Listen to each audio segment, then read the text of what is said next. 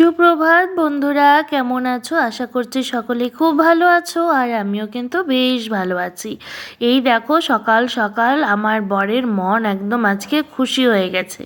কি এসেছে ওর দেখো, অ্যামাজনে একটা ফোন অর্ডার করেছিল, সেই ফোনটা কিন্তু আজ সকাল সকালই চলে এসেছে। তার জন্য কিন্তু ও আজকে ভীষণ খুশি। তো বন্ধুরা, তোমরা যেখান থেকেই আমার ভিডিওটি দেখছো, আশা করছি তোমরা সকলে অনেক আনন্দে রয়েছো, আর তোমাদের জন্য রইল অনেক অনেক ভালোবাসা। আশা করছি তোমাদের পুরো ভিডিওটা খুব খুব ভালো লাগবে। আর আজকের ভিডিওটা কিন্তু একদমই ছোট, তো আশা করছি তোমরা সকলেই দেখবে, আর যদি ভালো লেগে থাকে অবশ্যই একটি লাইক করে দেবে। এই দেখো, এটা কিন্তু একটা স্যামসাংয়ের ফোন অর্ডার করেছিল, তো এসে গেছে। তবে কি মডেল কি বৃত্তান্ত আমি কিন্তু কিছুই জানি না। আসলে আমি না এত ফোন নিয়ে অত ঘাটাঘাটি করি না, সেজন্যই না এই মডেল সেই মডেল ওইসব কিন্তু আমি কিছু জানি না। আমার ফোনগুলো ও যেটা দেয় আমি কিন্তু সেটাই ব্যবহার করি। তারপরে সকালে চা খাওয়ার আগেই কিন্তু আজকে ফোনটা এসে গেছে। তারপর ফোন টোন ওপেনিং করে তারপরে এই দেখো বসেছি আমরা সকলে মিলে চা খেতে। গরম গরম চা, আর কালকে রাতে হয়েছিল লুচি, সেই লুচি দিয়ে কিন্তু চা খাওয়া হচ্ছে। আর মাঝখানে দেখো বিস্কুটের কৌটাটা, যার যেটা পছন্দ সে সেটা খাবে আর কি। তারপরে চা খেতে খেতে চলে এসেছে কি দেখো, চলে এসেছে মোবাইলের কভার। আগে মোবাইলটা আসলো, তারপরে মোবাইলের কভার আসলো, সব মানে একসাথে। ওই চা খাওয়ার আগে আর চা খাওয়ার পরে, এটাই খালি তফাৎ, আর কিছুই না।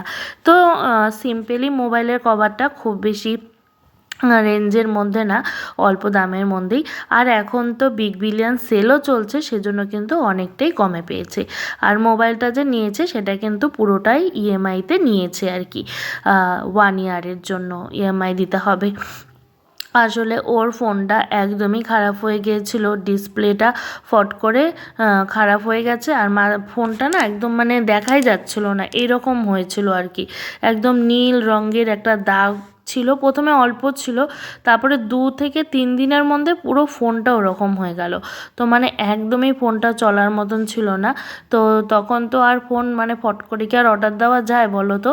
তারপরে একটা পুরানো ফোন আর কি নিয়ে এসেছিল, ওই ফোনটাই চালাচ্ছিল।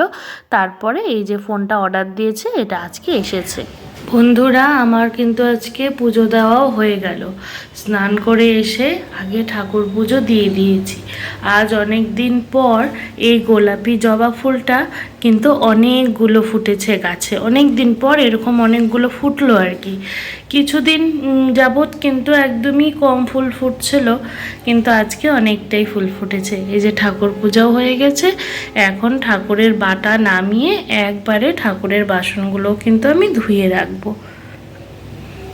আজ কিন্তু দুপুরের কোনো ভিডিওই আর শ্যুট করতে পারিনি। সন্ধ্যার সময় গিয়েছিলাম একটু বাজারে, তো তখনই কিন্তু একটু ভিডিও করেছিলাম আর কি।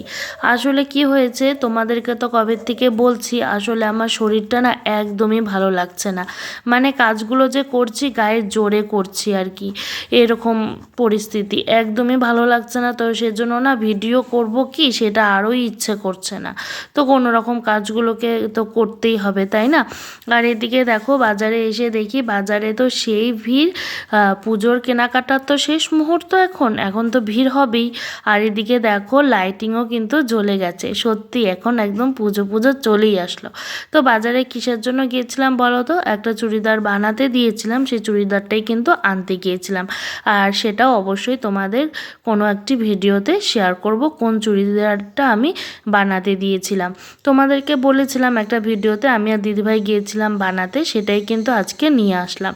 তারপরে আসার পথে গিয়েছিলাম আমাদের বাড়ির পাশেই যে পুজো হয় ইয়ুথ ক্লাবে ময়নাগুড়ি, তো সেটা দেখতে। তো এখনও অনেক কিছুই বাকি আছে, আশা করছি কাল বা পরশুর মধ্যে কিন্তু কমপ্লিট হয়ে যাবে, আর লোকও ঘোরাঘুরি শুরু করে দেবে। তো তারপরে তো বাড়ি চলে গেলাম। বাড়িতে গিয়ে দেখো কি হচ্ছে, বাড়িতে গিয়ে হচ্ছে পরোটা। পরোটা আর তরকারি, উফ আমার যে কি পছন্দ না, ভীষণ পছন্দ আর কি। তারপরে আজকে বাজারে গিয়েছিলাম, কিন্তু বাজারে কিছুই খাওয়া হয়নি, মানে একটু তাড়াহুড়োর মধ্যে গিয়েছিলাম, তো তাড়াতাড়ি করে চলে এসেছি, কোনো কিছুই খাইনি। তো খিদেও খুব বেশি পেয়ে গেছিলো। তারপরে এসে এটাকে আমি মেখে দিলাম, আর দিদিভাই কিন্তু ভেজেছিল আর কি, পরোটা তরকারিটা কিন্তু দিদিভাই করেছিল। তারপরে তো এদিকে রাতে মনে হচ্ছিলো কখন খাবো আর কখন শোবো। আসলে আমার বাঁ পাটা এত ব্যথা, কি বলবো, বাইকে উঠতে আর নামতে না এত কষ্ট হয়েছে, কিছু বলার নেই। আর বাড়িতে এসে যখন দেখলাম যে এটা হচ্ছে, সত্যি মনটা না আমার খুশি হয়ে গেছে। আমার না কেন জানি ভাতের থেকে, না ভাত তো আমার অবশ্যই খুবই প্রিয়, কিন্তু না মাঝে মধ্যে যদি এরকম একটু পরোটা একটু লুচি হয়, আমার এত ভালো লাগে না, কি আর বলবো। তাহলে চলো বন্ধুরা, আজকের ভিডিও এখানেই শেষ করছি, দেখা হবে আবার নতুন একটা ভিডিওতে।